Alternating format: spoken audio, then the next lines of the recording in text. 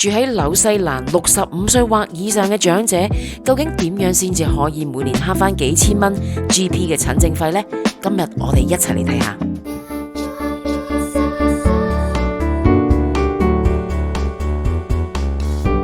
大家好，娜姐喺度。大家好，我係 Alison。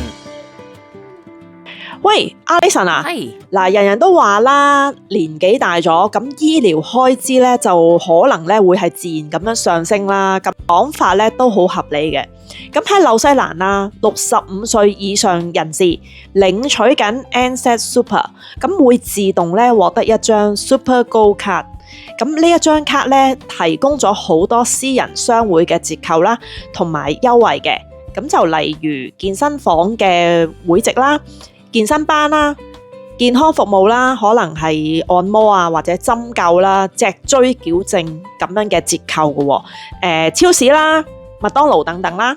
係啦，講得啱啊！咁我哋其實上一條片咧都講過咧，其實紐西蘭嘅醫療咧對長者嚟講咧係有免費嘅醫療公立服務啊，但係完全咧唔係話100% 係完全免費嘅。咁最貴嗰個開支咧，通常就係你去睇你嘅家庭醫生 GP 嗰個診症費啊。咁啊 Super Gold 卡咧，其實就唔包括政府資助嘅核心醫療嘅減價嗰方面嘅，例如 GP 嘅費用啦，同埋處方藥啦。如果想睇更多我哋 channel 嘅內容，記住 like、subscribe 同 share 俾朋友。不過咁，對於一啲低收入嘅退休人士喺紐西蘭呢，你可以申請一張呢 Community Service 卡社區服務卡，咁你就可以完全去享用呢一個醫療資助，咁包括呢一個嘅 GP 嘅診症費用又會平啲啦，處方嘅藥費呢又會平啲啦，咁非註冊嘅醫生嘅診症又會平啲啦，其餘服務例如呢一啲嘅緊急嘅牙科咧又會平啲嘅。咁呢一張卡咧係咧獨立咧由 Work and Income 咧代表 Ministry of Health 咧去管理嘅，係針對咧呢一啲嘅低收入嘅長者咧，包括好多合資格嘅退休人士，不過就視乎你嘅收入測試 pass 唔 pass 啦。係啦，冇錯啦。嗱，咁呢個申請資格咧嘅收入測試咧，就根據最新嘅數字，2026年嘅2月嚟自呢個 Work and Income 嘅官網，咁就由2025年嘅4月調整生效。咁而家暫時咧就未有最新嘅調整，咁我哋都係base on翻之前嗰一個嚟到講啦。咁喺 NZ Super 單身人士與人合住嘅情況之下，每年嘅總收入最高就係個門檻就係36,245。咁 NZ Super 單身人士獨居，每年嘅總收入最高係38,596。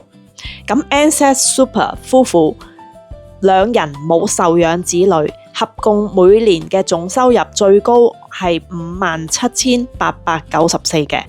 咁如果符合 CSC 嘅資格啦，咁 Super Gold 卡咧就可以變成一張 combo 嘅卡啦，咁就一卡兩用，可以慳得更多嘅。咁點樣分呢？張卡後面咧係會寫住 New Zealand Super/CSC， 咁呢一張就係個 combo 卡啦。咁如果你係 Super Gold 嘅持有人，又覺得自己嘅收入咧可能咧係符合 CSC 嘅資格，或者係之前討論過嘅收入上限啦，咁好多人都係適合，咁你就可以去申請嘅。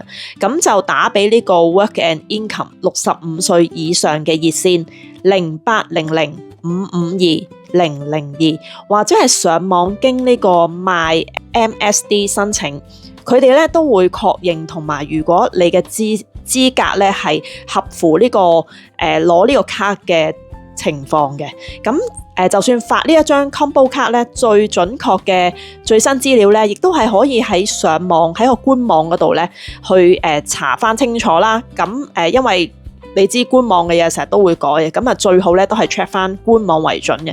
咁個官網地址就係 https 一個冒號啦//www.supergold.gov.nz， 咁就查本地健康嘅折扣或者係 Work and Income 嘅 CSC 嘅頁面。如果想睇更多我哋 channel 嘅內容，記住 like、subscribe 同 share 俾朋友。